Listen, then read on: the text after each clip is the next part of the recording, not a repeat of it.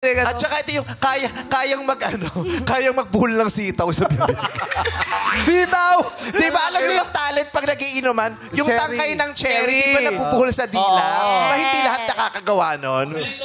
Yes, good kisser daw pag nakakabuhol ng tangkay ng cherry. Pero manipis yun. Pero ito, kayang bumuhol ng sitaw. Kapal na sitaw. At saka ano yun cross pitch. Di ba sa kare-kare, pag special yung kare-kare, makita mo yung sitaw na gano'n. Di ba? Mamaya ka na magsalita, masaya pa kami. Pataya pa tayo. Ano yun, anak? Si ano kasi napansin ko si Ann, tingin ng tingin. Baka na... Nasa saan? Sino si Ann? Si Kim Chu yan. Paano nag-ian yan? Ay, ate, magpapakilala. Kim Chu. Kim Chu po, Sabi ng mga kasama mo, patay tayo dyan.